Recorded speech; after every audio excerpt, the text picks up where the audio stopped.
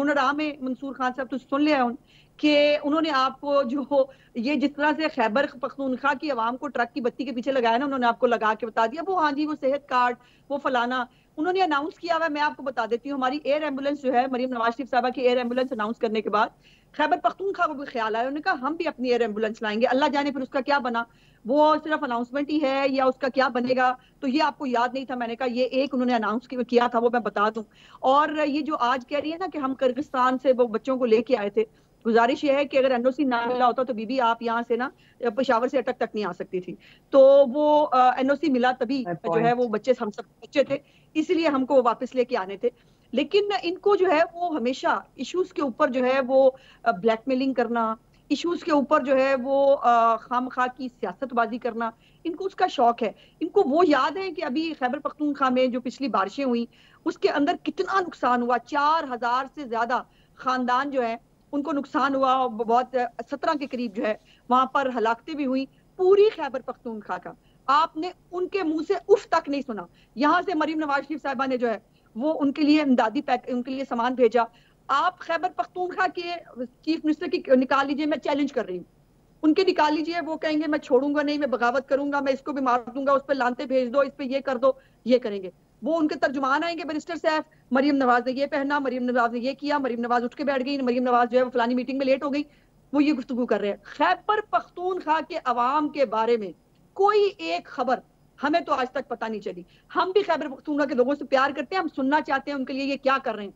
लेकिन जैसे मैंने कहा कि जो है ना वो है नहीं तेला ते कर दिए मेला मेला, इनका वो हाल है। ये 1000 रुपए से ज्यादा का मकरूज कर चुके हैं ये दो अपने टेन्योर्स के अंदर। खैबर पख्तूनख्वा के उसको पिछली दफा भी, पहले आपको याद होना चाहिए कि ये प्राइम मिनिस्टर साहब के ओथ पे तशरीफ नहीं लाए थे अमीन गड्डापुर से, उन्होंने कहा मुझे कोई जरूरत नहीं, फिर उनको आना पड़ा क्योंकि उनको पैसे चाहिए थे और वो वफाक ने उनकी मदद की बिकॉज उनके पास आपने मेरे सवाल का जवाब नहीं दिया, तनख्वाहें देने के पैसे नहीं थे। और अब जो है अब भी जो इनके कर्जे में जो इनकी हालत है, जिनको कर्जा देना है उसके ऊपर मेरे सवाल का जवाब तो दे दें। हमेशा करते रहे, लेकिन इनकी जबानों का और इनके इनके दिमागी तवाजुन की कोई गारंटी नहीं है। मेरे सवाल का जवाब तो दे दे। मैंने आपसे पूछा कि रऊफ हसन साहब के सवाल पे क्या जी बताइए। अब देखिए ना, अगर आपको पता नहीं है कि वो ख्वाजा सरा थे या कौन थे, तो भाई मुझे कैसे पता होगा लाहौर में बैठ के कि वो कौन थे? ये यकीनन पता चलना चाहिए। नहीं पता लग रहा ना। आप देखिए कितनी देर होगी इस वाक़े को, लेकिन किसी किस्म का कोई ट्रेस नहीं है। और ये इस्लामाबाद है, ये दारुल हुकूमत है, बड़ा एक मेन सेंट्रल एरिया है जहाँ वाक़या पेश आया है और पता नहीं ज़मीन खा गई ख्वाजा सराओं को, आसमान निकल गया, कुछ पता नहीं लगा। जी यकीनन ये तो जाहिर है इस्लामाबाद पुलिस जो है वो ट्रेस कर ही रही होगी, ऐसा नहीं है कि ट्रेस नहीं कर रहे। लेकिन इसके ये कुछ सुनी सुनी कहानी लगती है आपको। जब ये ऑफिस जो है उसकी बात आपने मुझसे की, तो ये ऑफिस जिस साहब के नाम पे था, जो इसकी जमीन का इशू है, वो तो इशू एग्जिस्ट करता है। लेकिन 180H ये दोनों जो है ना, जो हमारे सेक्रेटेरिएट थे, ये शरीफ बरादरान के अपने जाती घर हैं, जिन घरों को उन्होंने पार्टी को डोनेट किया हुआ है, इन्होंने वो भी गिरा दिए थे। ये वहां पर भी बुलडोजर चला दिए थे। तो हमारा ये बुका फातिहा अमल है, जैसे मैंने कहा, रोनाने का शौक माजरत के साथ उस्मा साहिबा, आप लोगों ने भी 180H के सामने वाला जो पार्क है, आपने उसको अपना पार्किंग लॉट बनाया हुआ है कि नहीं बनाया हुआ? लेकिन मजाल है कोई उसके अगेंस्ट एक्शन ले सके?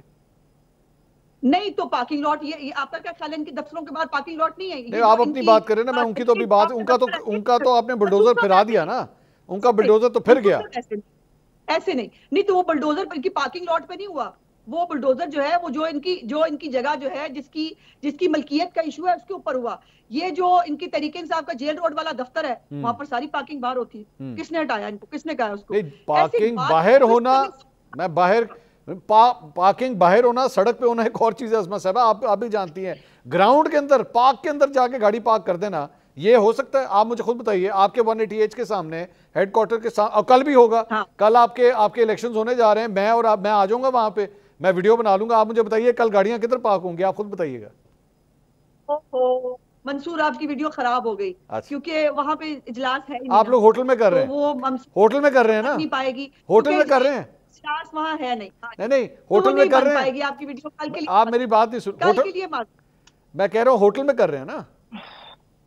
हाँ होटल में कर रहे हैं। और अगर इसके बावजूद गाड़ियां पार्क में खड़ी हुई, फिर हमारे पास इतनी जगह नहीं है। बात फिर वही आप बात ट्विस्ट कर रहे हो। मंसूर, पार्किंग की तो मसला ही नहीं हो रहा। हाँ। पार्किंग जो है वो उसकी जो पार्क है उसका तो इशू ही नहीं है ना, वहां पे इनका इशू और है, इनकी मलकियत का इशू है भाई। इनको बार बार नोटिस दिए जा चुके हैं, उसके बावजूद वो ना जवाब देना मुनासिब समझते हैं, ना वो अपने जो है वो ड्यूज क्लियर करते हैं, ना वो अपनी मलकियत क्लियर करते हैं। वो एक अलग इशू, आप उसको पार्किंग लॉट के साथ मिला के वो जो है ना वो आप ऐसे वो ऑरेंजेस और एप्पल्स जो है वो बराबर नहीं, ऑरेंज एप्पल नहीं मिल सकते।